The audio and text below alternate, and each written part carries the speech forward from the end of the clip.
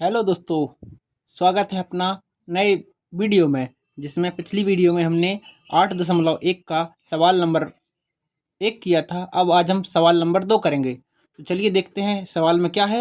इसमें दिया है कि आकृति 8.13 में tan p minus cot r का मान ज्ञात कीजिए। तो जो आपको चित्र दिखाई दे रहा है ये आकृति 8.13 है। तो हमको ज्ञात क्या करना है, इसमें ज्ञात करना है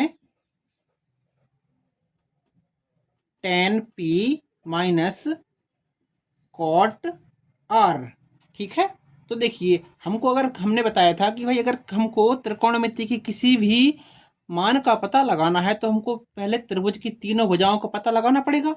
चलिए ठीक है। इस त्रिभुज की बात करें हम पी क्यू आर में, हमको दो भुजाएं पी क्यू और पी आर का मान तो दिया है लेकिन क्यू आर का मान नहीं दिया। तो बताइए आप लोग कि हम तीसरी भुजा क्यू आर का मान कैसे निकालेंगे। हाँ, हमने समझा था कि अगर हमारे पास त्रिभुज की दो भुजाएं हैं और समकोण त्रिभुज है तो हम तीसरी भुजा का मान पाइथागोरस प्रमेय से निकाल सकते हैं। बिल्कुल निकाल सकते हैं। तो अपन एक काम करते हैं, त्रिभुज पी क्यू आर में पाइथागोरस प्रमेय से। पाइथागोरस प्रमेय का कथन क्या होता है? कर्ण का वर्ग बराबर लंब का वर्ग प्लस आधार का वर्ग। बिल्कुल। चलिए ठीक है। अब देखिए, हमने बताया था कर्ण कौन सी भुजा होती है। कर्ण वो भुजा होती है जिस जो हमारे समकोण त्रिभुज के सामने लिखी हुई होती है। तो देखिए यहाँ पे समकोण त्रिभुज अपना है क्यू, उसके सामने भुजा पी आर है। तो कर्ण क्या हो जाएगा हमारा?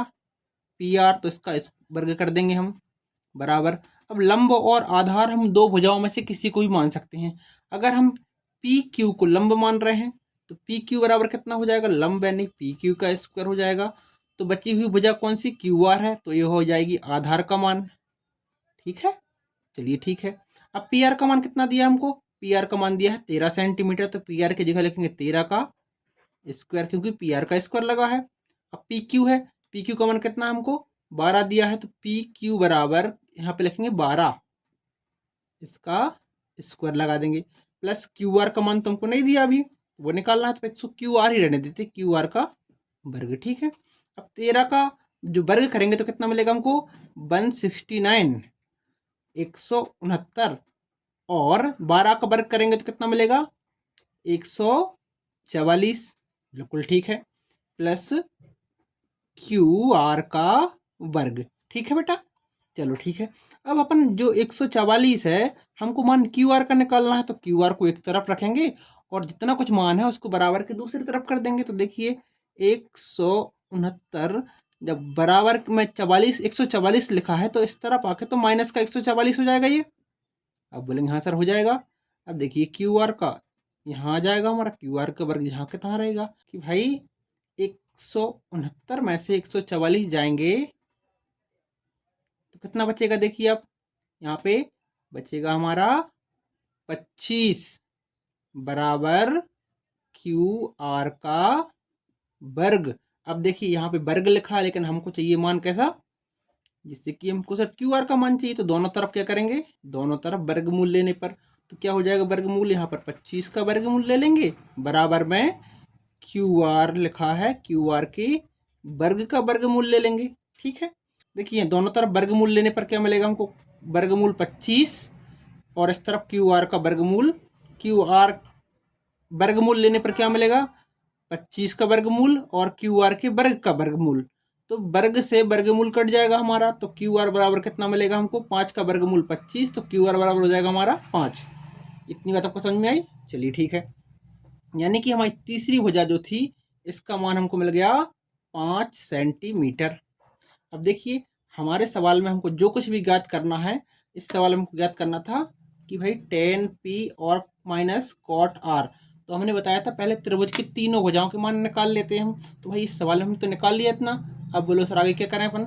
हमको निकालना है tan p minus cot r। तो एक काम करते हैं अपन इसको साथ साथ लेके चलते हैं। इस तरफ करते अपन कि भाई tan p, तो tan p की बात करते हैं तो tan p का मान कितना निकालेंगे? tan p। अब देखिए टेन टेन का मान कितना होता है? आप बोलेंगे सर लंब बटे आधार होता है टेन का मान। तो लेकिन इसके बाजू में P लिखा है, यानी कि हमको कोण कौन सा देखना है, हमको कोण देखना है P वाला। अगर हम कोण P ले रहे हैं तो हमारे समकोण के सामने वाली भुजा तो कर्ण रहती ही है, सबको पता है इतनी बात। और अगर जी कोण P है तो इसको मिलाने वाली जो भुजा रहेगी वो हो जाएगी हमारी आधार, और बची हुई तीसरी भुजा लंब। यानी कि हमारे जो कर्ण का मान मिल जाएगा कितना 13, लंब का मान 5 और आधार का मान 12। तो देखिए tan P का मान कैसे निकालें हम, tan P का मान होता है लंब बटे आधार, तो tan P बराबर हो जाएगा, लंब का मान कितना था हमारा 5 और आधार का मान कितना था 12, तो tan P का मान कितना मिल गया 5/12। इसी प्रकार अपन देखें cot R का मान, cot का मान होता है आधार बटे लंब, या इसको अपन बोल सकते हैं कि 1/tan, लेकिन यहाँ पर कोण अलग अलग हैं। तो देखिए कॉट का मान कितना होता है हमारा आधार बटे लंब, यहाँ पे कोण किसकी बात कर रहे हैं, वो आर की बात कर रहे हैं। तो इसके लिए अपन एक छोटा सा चित्र अलग बना लें जिससे हमको समझ में जाए कि कोण कौन सा बन रहा है और कौन कौन सी भुजाएं बनेंगी फिर। तो देखिए यहाँ पर क्यू था हमारा, यहाँ पर आर था और यहाँ पर हमारा पी था। यहाँ पर 13 सेंटीमीटर आ रहा था, यहाँ पर 5 सेंटीमीटर था और यहाँ पर 12 सेंटीमीटर। अब देखिए इस बार उन्होंने क्या किया है, इस बार उन्होंने किया है कि भाई हमको कॉट आर का मान निकालना है तो कोण हमको लेना पड़ेगा आर वाला। बिल्कुल सही बात है। अब हम देखते हैं भाई समकोण के सामने वाला कोण जो रहेगा ये तो हमारा कर्ण रहेगा, सही बात है। अब देखिए जो हमारा जिस कोण को मिलाने वाली जो भुजा रहती है वो कहलाती है भाई आधार। अब बोलोगे सर ठीक है, अब यहाँ पे जो बची हुई भुजा कौन सी कहलाएगी हमारी लंब कहलाएगी, ठीक है। चलिए ठीक है, इसके बाद अपन देखें आगे कॉट आर का मान कितना होता है, कॉट बराबर होता है आधार बटे लंब, ठीक है। तो इसमें कॉट आर बराबर मिलेगा हमको, आधार का मान कितना है 5 और लंब का मान कितना है 12, ठीक है। कॉट आर का मान कितना मिलेगा हमको 5/12, बिल्कुल सही बात है। अब देखें अपन कि हमको निकालना क्या था इस सवाल में, हमको देखना था, अभी देखा था हमने कि ज्ञात करना है हमको tan P minus cot R. हमने tan P का मान निकाल लिया है और कॉट आर का मान निकाल लिया है। अब देखें अपन इसमें आगे कैसे सॉल्व करेंगे इसको, हमको निकालना था tan P minus cot are.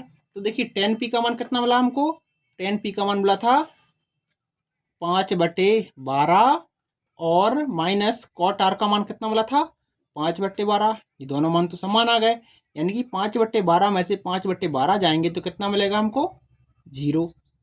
इस सवाल का आंसर हमारा 0 ही आएगा। उम्मीद करते हैं आपको ये वाला सवाल अच्छे से समझ में आया होगा। चलिए ठीक है, अब अगला सवाल हम अगली क्लास में करेंगे।